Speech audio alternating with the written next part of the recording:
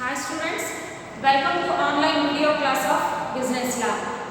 ನಮಸ್ಕಾರ ವಿದ್ಯಾರ್ಥಿಗಳೇ, ತಮ್ಮೆಲ್ಲರಿಗೂ ವಾಣಿಜ್ಯ ಕಾನೂನು ಆನ್ಲೈನ್ ತರಗತಿಗೆ ಸ್ವಾಗತ. In last class we discussed about the differences between void contracts and voidable contracts.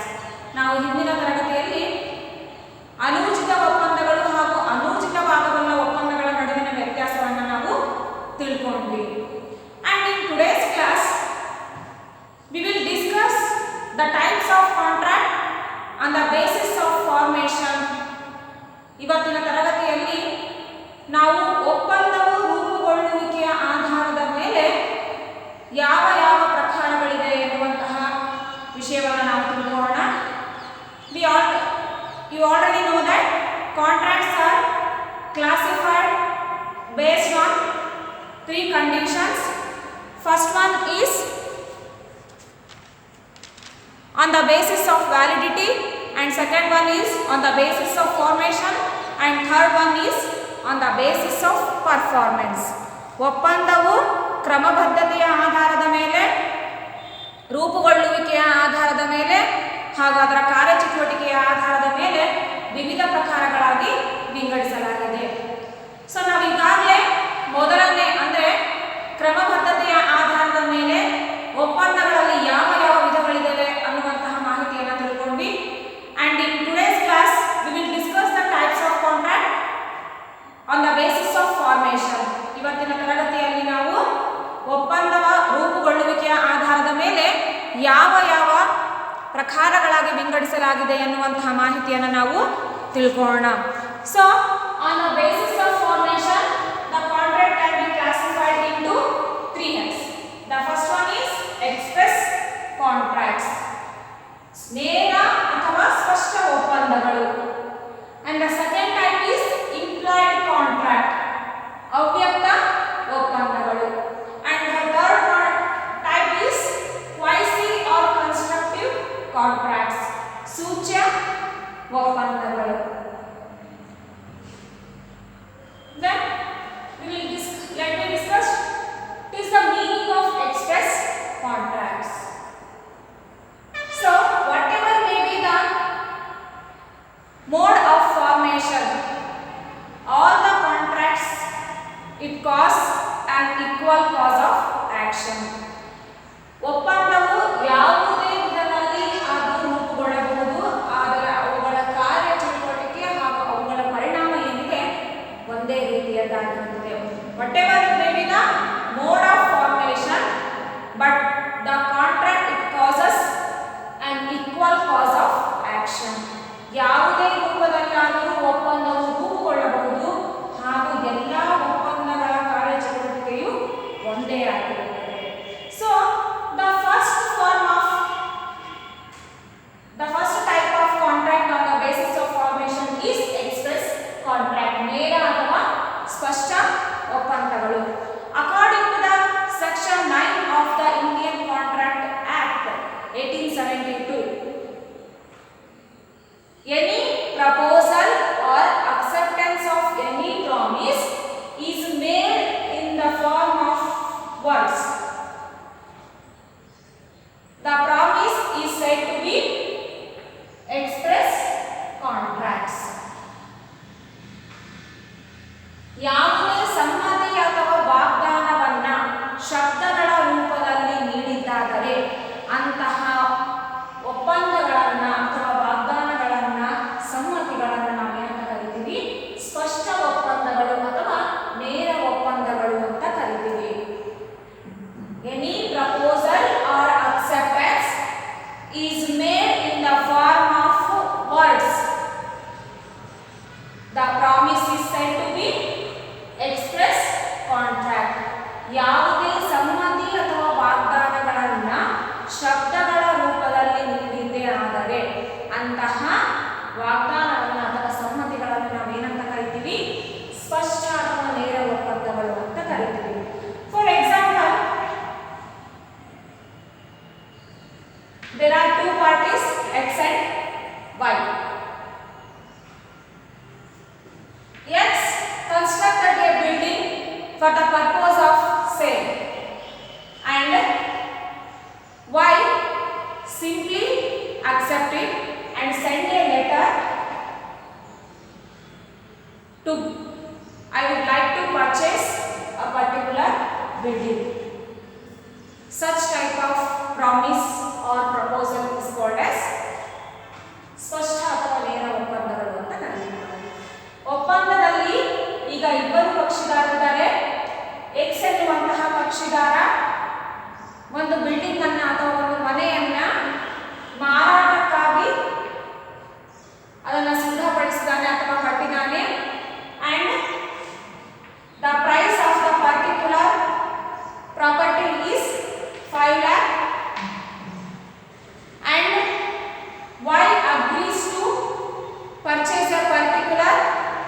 building and send a letter to X. Yes, I would like to purchase the particular building. It means both the parties enter into the contract in terms of words. ಒಂದು ಒಪ್ಪಂದದಲ್ಲಿ ಇರುವಂತಹ ಇಬ್ಬರು ಕಕ್ಷಿದಾರರಿದ್ದಾರೆ. ಒಬ್ಬ ಕಕ್ಷಿದಾರ ಒಂದು ಮನೆಯನ್ನ ಅಥವಾ ಒಂದು ಮನೆಯನ್ನ ಮಾರಾಟಕ್ಕಾಗಿ ಕಟ್ಟಿದಾನೆ ಹಾಗೂ ಅದರ ಮಾರಾಟದ ಬೆಲೆ ಏನಿದೆ 5 ಲಕ್ಷ ರೂಪಾಯಿಗಳು ಅಂತ ಅದರ ಪ್ರಚಾರ ಮಾಡಿದ್ದಾನೆ. ವೈ ಎನ್ನುವಂತಹ ವ್ಯಕ್ತಿ ಆ ಮನೆಯನ್ನು ಕೊಂಡುಕೊಳ್ಳುವ ಸಮ್ಮತಿಯನ್ನು ಸೂಚಿಸಿ ಒಂದು ಪತ್ರವನ್ನ ಕಳುಹಿಸ್ತಾನೆ. ಈ ತರಹವಾಗಿ ಒಪ್ಪಂದವು ಏರ್ಪಟ್ಟರೆ ಅಂತಹ ಒಪ್ಪಂದಗಳನ್ನು ನಾವು ಏನಂತ ಕರಿತೀವಿ? ನೇರ ಅಥವಾ ಸ್ಪಷ್ಟ ಒಪ್ಪಂದಗಳು ಅಂತ ಕರಿತೀವಿ. ಇಟ್ ಮೀನ್ಸ್ ಒಂದು ಲೆಟರ್ ಅನ್ನ ಪತ್ರವನ್ನ ಬರೆದಿದ್ದಾರೆ ಅಂತಂದ್ರೆ ಅಲ್ಲಿ ಪ್ರಮುಖವಾಗಿ ಏನಿದಾವೆ? Words. The contract is made on the basis of words. ಶಬ್ದಗಳ ರೂಪದಲ್ಲಿ ಒಪ್ಪಂದವು ಏರ್ಪಟ್ಟಿರುತ್ತದೆ. ಇಂತಹ ಒಪ್ಪಂದಗಳನ್ನು ನಾವು ಸಮ್ಮತಿ ಸ್ಪಷ್ಟ ಅಥವಾ ನೇರ ಒಪ್ಪಂದಗಳು ಅಂತ ಕರಿತೀವಿ. Any proposal or acceptance is made in the form of words and the promise is called as express contract. ಯಾವುದೇ ಸಮ್ಮತಿ ಅಥವಾ ವಾಗ್ದಾನವನ್ನ ಶಬ್ದಗಳ ರೂಪದಲ್ಲಿ ಮಾಡಿದ್ದೇ ಆದರೆ ಅಥವಾ ಮಾಡಿಕೊಂಡಿದ್ದಲ್ಲಿ ಅಂತಹ ಒಪ್ಪಂದಗಳನ್ನ ಅಥವಾ ವಾಗ್ದಾನಗಳನ್ನು ಏನಂತ ಕರಿತೀವಿ? ನಾವು ಸ್ಪಷ್ಟ ಅಥವಾ ನೇರ ಒಪ್ಪಂದಗಳು ಅಂತ ಕರಿತೀವಿ. And second type of contract is implied contract, ಅವ್ಯಕ್ತ ಒಪ್ಪಂದಗಳು. It means any proposal or acceptance is made other than the words. Such promises are called as implied contracts other than words. ಯಾವುದೇ ವಾಗ್ದಾನ ಅಥವಾ ಸಮ್ಮತಿಗಳನ್ನ ಶಬ್ದದ ರೂಪವನ್ನ ಹೊರತುಪಡಿಸಿ ಮಾಡಿದ್ದೇ ಆದರೆ ಅಥವಾ ಒಪ್ಪಂದವನ್ನ ಮಾಡಿಕೊಂಡಿದ್ದೇ ಆದರೆ ಅಂತಹ ಒಪ್ಪಂದಗಳನ್ನು ನಾವು ಏನಂತ ಕರಿತೀವಿ? ಅವ್ಯಕ್ತ ಒಪ್ಪಂದಗಳು ಅಂತ ಕರಿತೀವಿ. Any proposal or acceptance is made other than words and such promises are called as implied contract.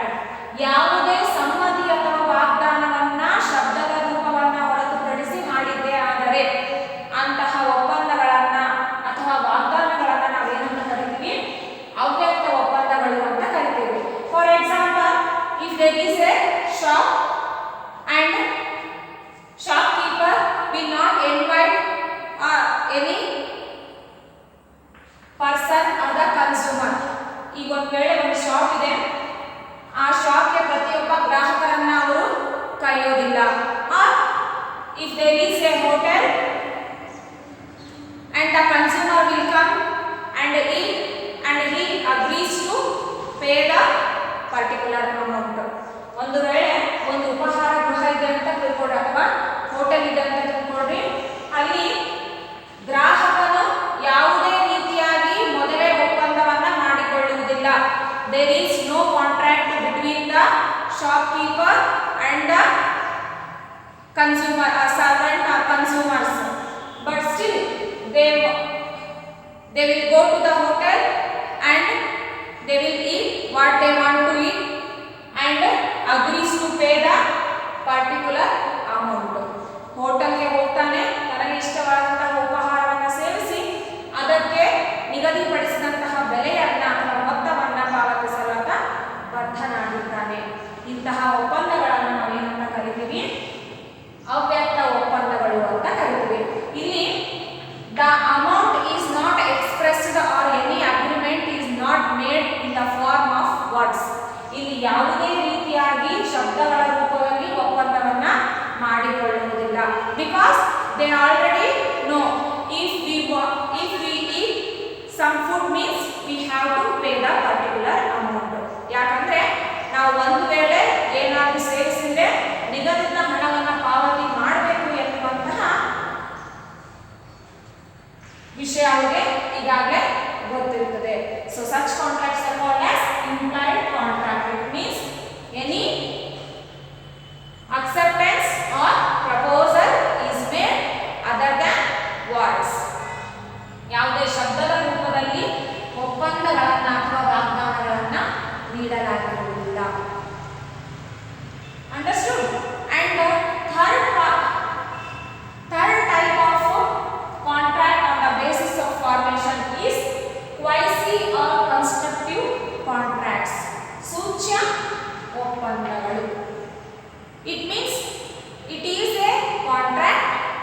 which there is no intention on the both side of the parties to the contract.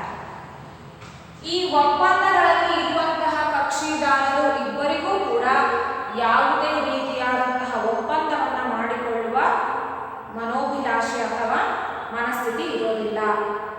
It means it is a contract in which there is no intention on either side of the contract to make a contract and to perform the obligations of contract. ಒಪ್ಪಂದವನ್ನು ಮಾಡಿಕೊಳ್ಳುವ ಹಾಗೂ ಒಪ್ಪಂದದ ಜವಾಬ್ದಾರಿಗಳನ್ನು ನಿರ್ವಹಿಸುವಂತಹ ಯಾವುದೇ ಇಚ್ಛೆ ಇಬ್ಬ ಕಕ್ಷಿದಾರರು ಕೂಡ ಇರೋದಿಲ್ಲ. But still the law imposes the obligations on the parties. ಕಾನೂನು ಏನಿದೆ ಆ ಇಬ್ಬರು ಪಕ್ಷಿದಾರರ ಮೇಲೆ ಜವಾಬ್ದಾರಿಗಳನ್ನು ಹೊರಿಸುತ್ತದೆ. It means they have to perform the particular obligation. It means it is implied by law. ಕಾನೂನಿನ ಮೂಲಕ ಕಕ್ಷಿದಾರರ ಮೇಲೆ ನಿರ್ಬಂಧವನ್ನು ಹೇರುವಂಥದ್ದು ಅಥವಾ ಒಪ್ಪಂದದ ಹೊಣೆಗಾರಿಕೆಗಳನ್ನು ನಿರ್ವಹಿಸುವಂತಹ ಜವಾಬ್ದಾರಿಯನ್ನು ಹೊರಿಸುವಂಥದ್ದು. Because it is not formed on the basis of any proposal or acceptance. ಯಾಕಪ್ಪ ಅಂತಂದರೆ ಈ ತರಹದ ಒಪ್ಪಂದಗಳು ಯಾವುದೇ ರೀತಿಯಾದಂತಹ ಸಮ್ಮತಿ ಅಥವಾ ವಾಗ್ದಾನಗಳ ರೂಪದಲ್ಲಿ ರೂಪಿತಗೊಂಡಿರುವುದಿಲ್ಲ. So this is called as quasi or constructive contract. It means both the parties to the contract would not like to perform the contract or would not like to perform the obligations of contract. It means this type of contract is merely not a contract at all. ಈ ತರಹದ ಒಪ್ಪಂದಗಳು ಹೇಳಬೇಕಪ್ಪ ಅಂತಂದ್ರೆ ಒಪ್ಪಂದಗಳೇ ಆಗಿರುವುದಿಲ್ಲ. Because there is no interest on the both the parties to enter into the contract and to perform the obligations of the contract. So the law enforces or implied the obligations of contract on the both the parties. ಕಾನೂನು ಕೇವಲ ಆ ಇಬ್ಬರು ವ್ಯಕ್ತಿಗಳ ಮೇಲೆ ಅವರವರ ಹೊಣೆಗಾರಿಕೆಗಳನ್ನು ನಿರ್ವಹಿಸುವಂತಹ ಜವಾಬ್ದಾರಿಯನ್ನು ನೀಡುತ್ತದೆ.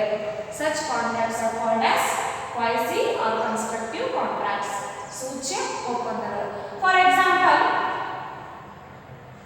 if a person or the delivery person delivers the goods to a wrong address, ಒಂದು ವೇಳೆ ಒಬ್ಬ ವ್ಯಕ್ತಿ ಪುಸ್ತಕಗಳನ್ನು ಒಂದು ತಪ್ಪು ವಿಳಾಸಕ್ಕೆ ವರ್ಗಾವಣೆ ಅಥವಾ ವಿತರಣೆ ಮಾಡಿದ ಅಂತ ಅನ್ಕೊಳ್ಳಿ. So at the time such a person have to take or return the particular books or to purchase by making a extra payment. ಒಂದು ವೇಳೆ ಒಬ್ಬ ಪುಸ್ತಕವನ್ನು ಮಾರುವಂತಹ ವ್ಯಕ್ತಿ ಅಥವಾ ವಿತರಿಸುವಂತಹ ವ್ಯಕ್ತಿ ಒಂದು ತಪ್ಪು ವಿಳಾಸಕ್ಕೆ ಆ ಪುಸ್ತಕವನ್ನು ವಿತರಣೆ ಮಾಡಿದರೆ ಅಥವಾ ಕಳುಹಿಸಿದರೆ ಆ ಪುಸ್ತಕವನ್ನು ಪಡೆದಂತಹ ವ್ಯಕ್ತಿ ಯಾವ ಹೊಣೆಗಾರಿಕೆ ಹೊಂದಿರ್ತಾನೆ ಅಂತಂದರೆ ಆ ಪುಸ್ತಕಗಳನ್ನು ವಿತರಣೆ ಮಾಡಿದಂತಹ ವ್ಯಕ್ತಿಗೆ ವರ್ಗಾಯಿಸುವ ಅಥವಾ ಮರುಪಾವತಿಸುವ ಅಥವಾ ಆ ಪುಸ್ತಕಗಳನ್ನು ಅದಕ್ಕೆ ಇರುವಂತಹ ಬೆಲೆಯನ್ನು ಪಾವತಿ ಮಾಡುವುದರ ಮೂಲಕ ತನ್ನೊಂದಿಗೆ ಉಳಿಸಿಕೊಳ್ಳುವಂತಹ ಹೊಣೆಗಾರಿಕೆಯನ್ನು ಹೊಂದಿದ್ದಾನೆ. It means if A delivery person delivers the different books to the wrong address, means such a person has the responsibility to take back the books or to purchase the particular books by making the payment. ಒಬ್ಬ ವ್ಯಕ್ತಿ ಅಥವಾ ಆ ವ್ಯಕ್ತಿ ತಪ್ಪು ವಿಳಾಸಕ್ಕೆ ಕಳುಹಿಸಿದಂತಹ ಸಂದರ್ಭದಲ್ಲಿ ಆ ವ್ಯಕ್ತಿ ಪುಸ್ತಕಗಳನ್ನು ಮರುಪಡೆಯುವ ಅಥವಾ ಅದಕ್ಕೆ ಇರುವಂತಹ ನಿಗದಿತ ಹಣವನ್ನು ಪಾವತಿ ಮಾಡುವುದರ ಮೂಲಕ ಪುಸ್ತಕಗಳನ್ನು ತನ್ನೊಂದಿಗೆ ಉಳಿಸಿಕೊಳ್ಳುವಂತಹ ಹೊಣೆಗಾರಿಕೆಯನ್ನು ಹೊಂದಿದ್ದಾರೆ. It means there is no agreement. It means both the parties would not like to enter into the contract and to perform the obligations of contract. It means maybe these are not a contracts, but still law enforces or implied the obligations to take back or to return the books or to retain the books by making a payment. So such type of contracts are called as quasi or constructive contracts. ಅಂತಹ ಒಪ್ಪಂದಗಳನ್ನು ನಾವು ಸೂಚ್ಯ ಒಪ್ಪಂದಗಳು ಅಂತ ಕರೀತೀವಿ. Express contracts means in the form of words. Implied contracts means other than words. And quasi contracts means it is enforced by law. Law imposes the obligations on the both the parties to the agreement. So this is about the types of contracts on the basis of formation.